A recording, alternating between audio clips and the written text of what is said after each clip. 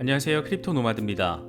요즘 비트코인 흐름을 바라보면서 과연 지금이 신규 매수하기에 적절한 시점일까? 약세장에서는 어떤 종목을 고르는 게 적절할까?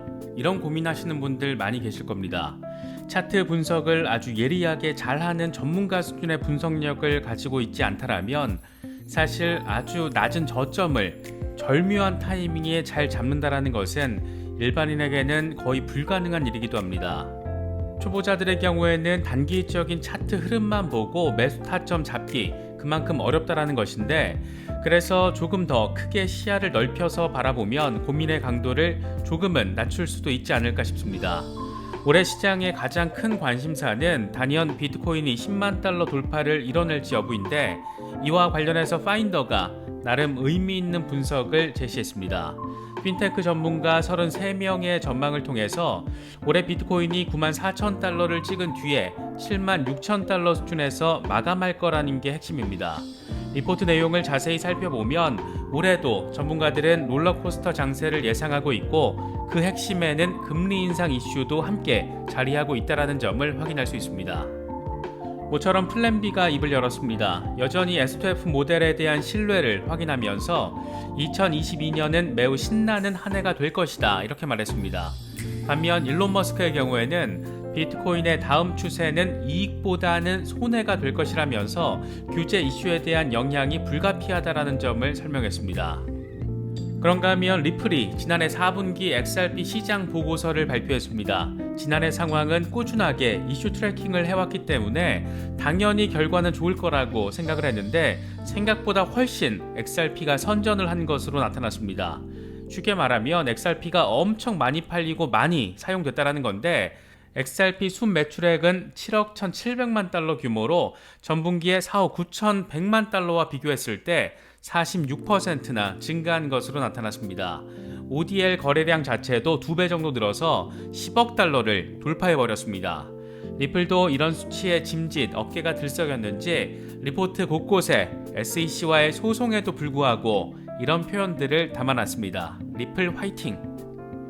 러시아 정부가 암호화폐 규제 로드맵을 발표하면서 시장의 기대를 키운 가운데, 이번에는 러시아 디지털 통신부 장관이 암호화폐를 금지하면 블록체인 산업 발전을 저해할 것이다, 이 같은 입장을 밝혔습니다.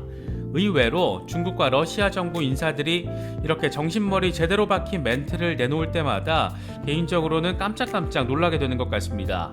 러시아의 방향성 이미 확실하게 세팅이 된 모습이고, 역시나 관심사는 중국 공산당의 입장 변화 여부입니다. 요즘 시장 상황은 참 어려운데 그럼에도 불구하고 반가운 소식들이 지속적으로 전해지고 있습니다. 비트코인과 리플 등 메이저 프로젝트들을 둘러싼 소식들도 그렇고, 산업 전반에 대한 비전을 담은 소식들도 그렇습니다. 이런 미래지향적인 산업의 투자자로서 들어와 계신 것만 하더라도 충분히 새로운 산업에 대해서 깨어있는 시각을 가지고 있는 것으로 평가받기에 충분하지 않을까 생각합니다. 본격적인 시작에 앞서서 좋아요와 구독, 또 알림 설정 꼭 부탁드리겠습니다. 영상 제작에 아주 큰 도움 된다는 말씀 함께 드립니다. 그럼 시작하겠습니다. 글로벌 시장조사기관 파인더가 핀테크 전문가 33명의 전망을 종합해서 올해 비트코인 시세 예측치를 제시했습니다. 파인더는 올해 비트코인은 94,000달러 고점을 기록한 뒤에 연말에 76,360달러까지 떨어질 것이라고 전망했습니다. 10만 달러 가까이 고점을 찍고 7만 달러대에서 한 해를 마무리할 거란 얘긴데, 전문가들도 올해 한 해도 상당한 변동폭을 예상하고 있는 것으로 볼 수 있을 것 같습니다. 파인더는 장기적인 가격 예측치도 함께 제시했습니다. 2025년 말까지 비트코인은 19만 2,800달러 수준으로 상승하고 2030년 말까지는 40만 6,400달러까지 오를 것으로 예측했습니다. 이 수치는 지금 시세와 비교했을 때 엄청난 상승이지만 사실 지난해 10월 예측했을 때보다는 모두 감소한 액수입니다. 지난해 10월 파인더 전문 패널들은 2025년 비트코인 가격을 20만 6,351달러, 2030년 가격을 56만 7,472달러로 제시했습니다. 이처럼 지난해 10월보다 조금 더 보수적인 가격 예측이 제시된 이유로 파인더는 금리 인상 이슈를 꼽았습니다. 파인더는 여러 패널들이 금리 인상이 암호화폐 시장에 부정적인 영향을 미칠 것이라고 생각한다. 2022년 상반기는 금리 인상 우려가 비트코인을 포함한 모든 위험 자산에 영향을 지배적으로 미칠 것이다. 비트코인이 지금 가격보다 추가로 30% 정도 하락해도 놀라지는 않을 것이다라고 설명했습니다. 다만 전반적으로 봤을 때는 금리 인상 영향이 그리 크지 않을 거라고 답한 비율이 더 높았습니다. 패널 19%는 금리가 높을수록 비트코인 가격이 떨어질 것으로 예상했고 31%는 확신할 수 없다. 50%는 금리 인상이 비트코인 가격 하락으로 이어지지 않을 것이다. 이렇게 답했습니다. 패널로 참여한 디지털 자산 기업 판조라 그룹의 CEO 개빈 스미스는 금리 인상이 비트코인 가격을 하락시킨다면 그건 단기적일 것이다. 인플레이션이 계속 심화되면서 우리는 비트코인이 2022년 하반기에 다른 위험 자산에서 분리돼 연말을 향해 새로운 최고치를 경신할 것으로 예상한다라고 말했습니다. 코인플립의 설립자 다니엘 폴로츠키 역시 단기적으로 인플레이션이 높아지면 저축률이 낮아지고 장기적으로 사람들은 인플레이션을 피하기 위해서 비트코인과 같은 대안을 찾게 될 것이라고 설명했습니다. 파인더는 파인더 설립자 프레스 쉐베스타를 비롯해서 여러 패널들이 지금은 비트코인을 구매할 때라고 말한다.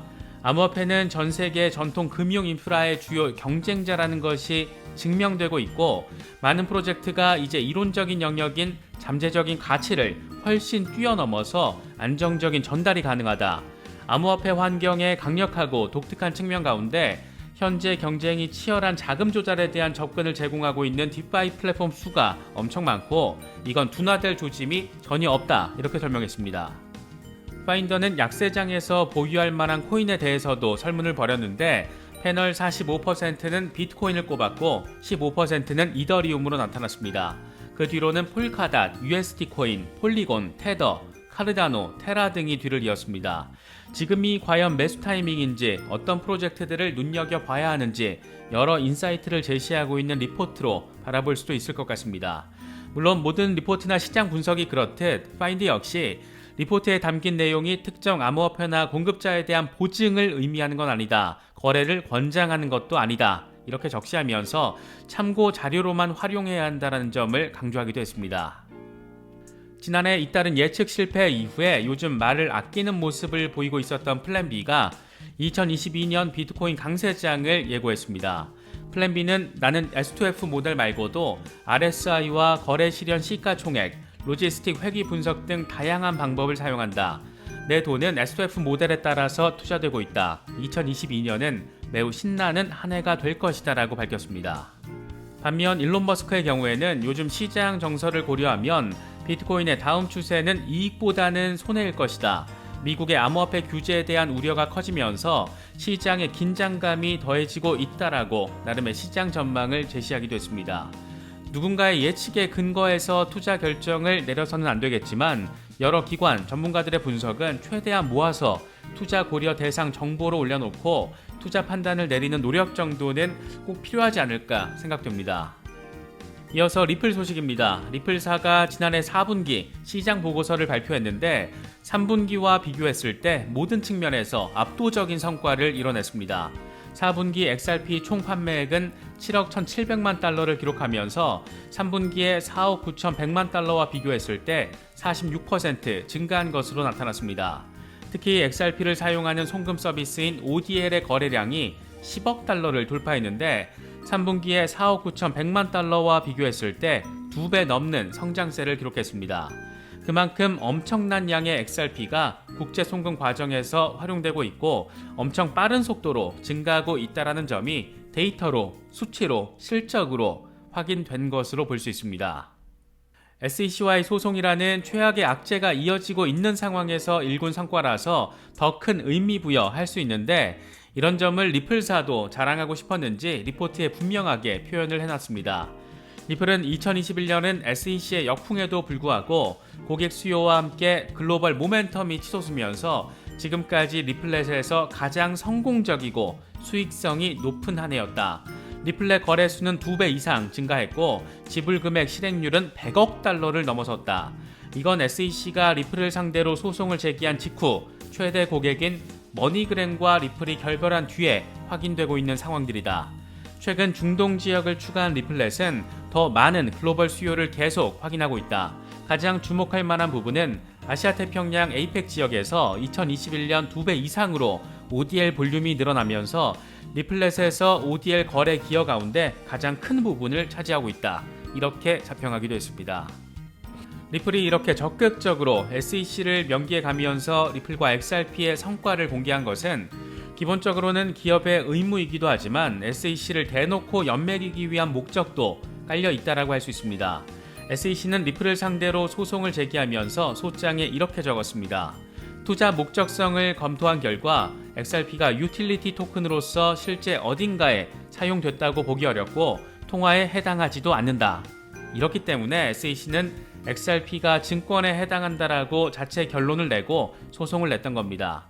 그런데 시간이 지나면 지날수록 XRP의 엄청난 사용성, 유틸리티적인 역량이 확인되고 있고 이 과정에서 금융의 혁신이 증명되고 있고 또 엄청나게 많은 돈이 XRP를 통해서 송금이 이루어지고 있는 것이 확인되고 있는 것이기 때문에 결국 SEC가 소송 자체를 잘못 냈다라는 결론에 이를 수 있는 부분을 입증하는 데이터, 바로 XRP의 실적이라고 할 수 있습니다. 이런 상황에서 일본은행 총재가 디지털 엔화 발행 여부를 2026년까지 결정할 것이라고 밝힌 부분이 특히나 눈에 띄는 것은 기분 탓만은 아닐 것 같습니다.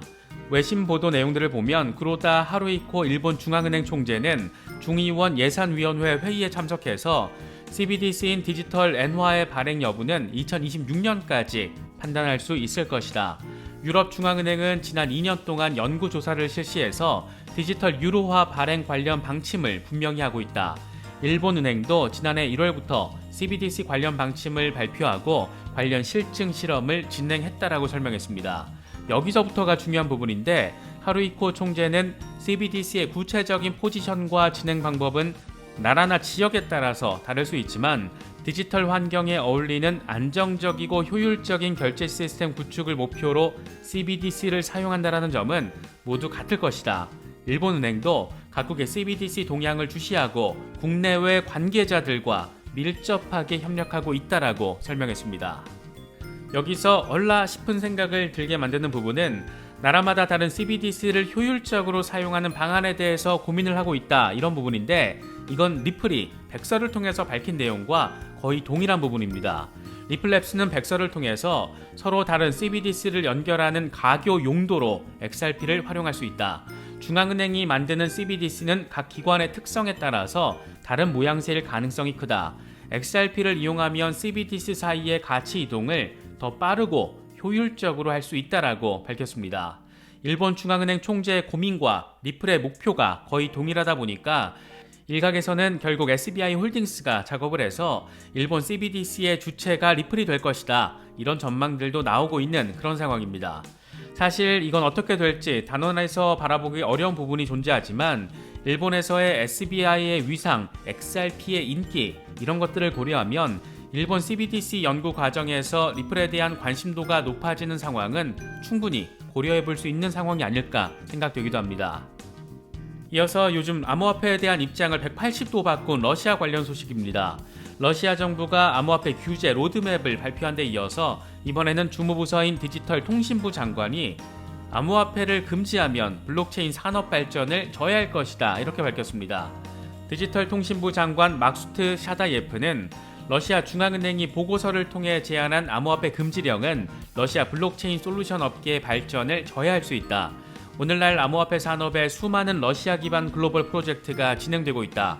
지나친 규제는 블록체인 분야의 전문가와 기술을 타국으로 유출하는 결과를 초래할 수 있다라고 강조했습니다. 방향은 정해졌고 다음은 중국이다. 개인적으로는 박스권에 갇힌 비트코인 보고 있으면 조금 답답한 건 사실인데 그래도 전해지고 있는 소식들을 바라보고 있으면 조금 설레는 것도 사실입니다. 산업 자체가 워낙 매력적이고 시대적인 혁신을 상징하고 있고 또 블록체인과 암호화폐가 하나의 쌍을 이루면서 산업적인 발전을 키워간다라는 점이 제게는 너무너무 엄청 많이 매력적으로 느껴집니다. 에이다 카르다노의 창시자 찰스 호스킨슨이 시세는 노이즈에 불과하다, 이런 말을 하기도 했었는데 너무 단기적인 시세 변화에만 집중하다 보면 내 머릿속이 노이즈로 가득 차는 결과로 이어질 수도 있을 것 같습니다. 여러 비전들, 담고 있는 이슈들 잘 참겨보실 수 있으면 좋을 것 같습니다. 이번에 준비한 영상은 여기까지입니다. 영상이 도움이 되셨다면 좋아요와 구독, 또 알림 설정 꼭 부탁드리겠습니다. 영상 제작에 아주 큰 도움 된다는 말씀 함께 드립니다. 언제나 성토하시기를 기원하겠습니다. 시청해주셔서 감사합니다. 지금까지 크립토 노마디였습니다.